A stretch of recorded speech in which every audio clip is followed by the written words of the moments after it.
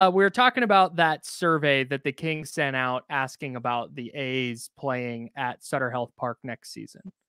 And James, like you said, it was a lot of just kind of your preferred game day experience. Where you sit? Do you sit in the shade? Da, da, da, da. And I think that this is one of the problems. And I know the Kings are trying to make sure that they are appealing to the broadest spectrum of fan possible. Because there's going to be a lot of people who come in, A, just to watch Major League Baseball, B, to see other teams. And then you've got A's fans who are pulling up and excited to watch the A's for sure, but they want to make sure that they're hitting as many possible points of fandom while asking about this. And that makes all the sense.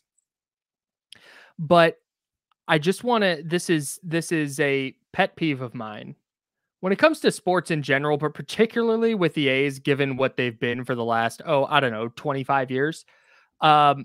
It's not complicated as to what fans want. It's not. It's not.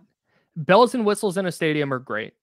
A great view from the third deck of the Bay Area is awesome, or downtown Sacramento, as it were, up in the 916.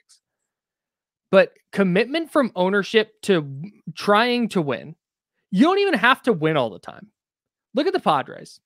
The Padres haven't won anything, but they committed heavily to investing in their roster. And now Petco Park, again, in downtown San Diego, gorgeous park for sure. Don't get it twisted. But it is a place people want to be because ownership made that investment in the team and in the fan base to say, hey, look, the San Diego Padres are trying to win. Are they winning? Not. They haven't won a World Series. They haven't made a World Series run or anything like that. But they're showing, ownership and the front office are showing that, like, hey, fans, we got you. We are going to put out a product where we are trying to win. The A's have not done that. That has not been their primary goal, and that's been the major problem. And so when it comes to the A's playing in Sacramento, I know that there are going to be people who are excited. Like I said, there are people who are going to go and they're going to fill up the Sutter Health Park because it's just like, hey, Major League Baseball, look at this novelty. But at the same time, let's just say the A's have one foot out the door in Vegas and they're worried about that deal falling through, and now they're eyeballing Sacramento. If you want people to come out to games, invest in the team. Invest in winning, invest in fans. If you're expecting people to give you their time and to give you their money and to give you their emotions, then you have to give something back. You cannot take from fans and then not give a concerted effort to try and be at the top of the standings and to be the ones hoisting a World Series trophy at the end of the year. That's just not how it works. So don't make it overcomplicated.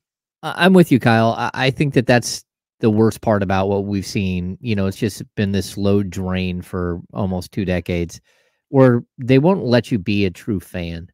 Like, if you can't buy your kid a jersey with a player name on it, you can't do that for the A's because your kid is going to have a jersey like a year later that no one will even know who that person is. And that's tough. Like, you've robbed your fans of like the basics of fandom. And I think for them to reset in Sacramento, and it was very clear, like the email started out, the Oakland A's are going to play at Sutter Health Park in Sacramento for the 2025, 26, and 27 seasons before relocating to Las Vegas for 2028. Like, maybe. That's exactly how the intro to paragraph to the like survey was, right? And it just, once again, it's just a reminder that like anything that John Fisher does is very, very temporary.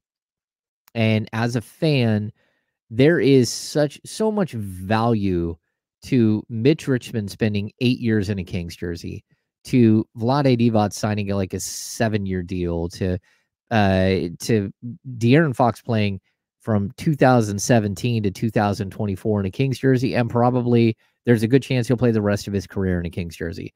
There is so much value to having people, players that you can attach your fandom to.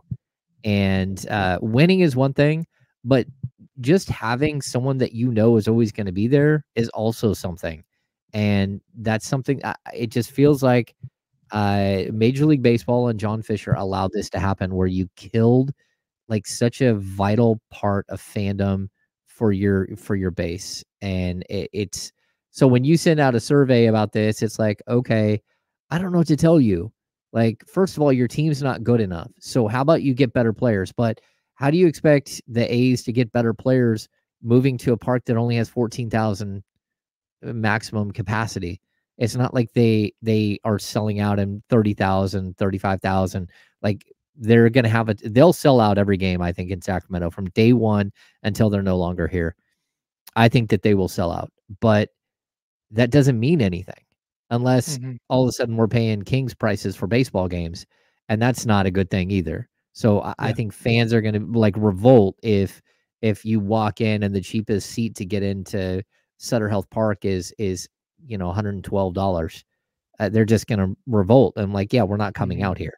So I think it's interesting. It's a very difficult balancing act, but you do need to put money into the product. You do need to, not only like have young players like Zach Geloff and Soderstrom like develop and become really good ball players, but also they need to sign extensions so that they're going to play here the entire 3 years they're in Sacramento, and hopefully longer, and that they'll be the guys that open up the stadium in Vegas if that ever happens. But I just don't see the A's being that type of team that will do that. Like, changing their mindset on how they build a roster is just, I don't think that they're willing to do it or that they're willing to pay. And that's tough. There's no evidence of that. There's zero evidence. And maybe that's the plan. Maybe they're going to go, yeah, hey, we're in Sacramento now. John Fisher's going to open up the purse strings. Let's build a contending roster, so we have 3 to 4 years of real contention and real team building before going into Vegas as championship contenders. But that would require winning being some level of priority, and I don't think it is. And so I agree with you for the most part. If the A's do that, if the A's re-sign Mason Miller, and Zach Geloff starts raking again, and they say, you know what, we're committing to Zach Geloff. He's going to be the guy. And maybe Lawrence Butler is going to stick around, and maybe JP Sears is going to stick around. If they start doing that, where there are recognizable names for every year they're here in Sacramento, then yeah, I think you'll get people to buy in. And I think they if they did that, they would start winning a little more frequently as well. But if, hey, everybody get excited. Look, we're going to market Mason Miller, baseball's most electric closer. Look at him go, although I know he's been struggling lately, but look at it. Here's this guy who was an all-star, and then he gets traded halfway through that first season, and they win 70 games. And then in year 2, they win 72 games with an entirely new group of players. I don't know if the buy-in is going to be the same. And I mean, like I said, I could be wrong, but I just don't think that there's going to be any commitment to winning suddenly now that they're in an even smaller ballpark, in a minor league ballpark and an impermanent home. I don't know. I think winning won't matter the first few years. If they're going to be here long term, then winning becomes huge, paramount. But the first couple of years is going to be like a novelty item where you can go see the Cubs play on a Tuesday night. Sure. And that's something that I think people are even like River Cats people, like there are a lot of season ticket holders for River Cats who have been going for a long time. I think that if you package it the right way, I think the problem is that the A's are kind of hamstrung. Well, Sacramento is kind of hamstrung in how they can market that the A's are going to be here. And again, if every time you put out an email, it has to have on its, basically your signature, is it like, this is temporary, they're leaving, don't get too attached. Right. That's not going to help. And so I hope it works out, but I also think that Sacramento is a big time Major League Baseball city. And I agree with you.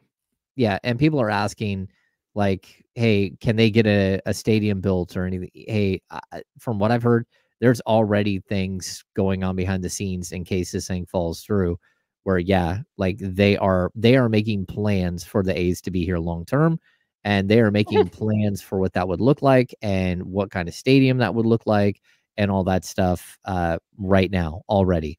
And whether that happens or not, we don't know. But I still think, like, at the end of the, you have to put money into the product. You have to make it worthwhile for people to not commit year 1, year 2, year 3. I think it's going to be a tough ticket the first couple of years because people are going to want to go see the novelty of it. But after that first couple of years, can you show something different? And I would point to, like, I think it's 19 of the first 20 seasons the Sacramento Kings sold out completely at Arco Arena. And that's most of those seasons, all but 8 of those seasons, they were pretty trash, you know? And yeah, they made the playoffs the first year there in Sacramento. They made the playoffs in the 95-96 season, but then it's only the 8-year window. And so we got 10 years there, and all the other years they sold out completely, except for one season. It was after they made the playoffs in 95-96. And then missed the next year, and then lost Brian Grant and lost talent. And everyone's like, oh, well, this thing's over, that they didn't sell out. Sacramento shows up. And I think that's something, MLS has missed the boat completely. Sacramento's always showed up for the Republic. And the fact that, like, they've pulled the potential MLS franchise and given it to them, pulled it back. Part of that's because they couldn't find, like, the big giant whale that everybody wants to see in Sacramento. But at the same time, man, this is a soccer community, and you're just missing the boat on what would be one of your best franchises, because it's not even like your fan base is going to be incredible. And shout out to the Republic and the Battalion, like, they do a great job. They love the Republic, but this is a major league city. Yeah, man, that's not, like, Sacramento is definitely not a question for me. My larger point here is about John Fisher. Oh yeah, and about the A's. If you're going to be in Sacramento, long term, short term, whatever it is, like, at some point, hey, where do you want to? How much shade do you want? Where do you usually sit? How close do you sit? Hey, do you want to put a deposit on season tickets? Gotta know. Do you want to put a deposit on a shortstop? There you go. That's the question. So, no, it's not complicated. To whoever from the Kings is listening and wants to know how to make the A's a thing people want to come see, invest in the team. Yeah, that's it. Get a shortstop, or a third baseman. Team. Yeah. And if you have a guy who's an all-star, and if you are going to draft a shortstop, maybe make it a guy who's not going to hit $110 in single A. I don't know. Yeah, I don't know.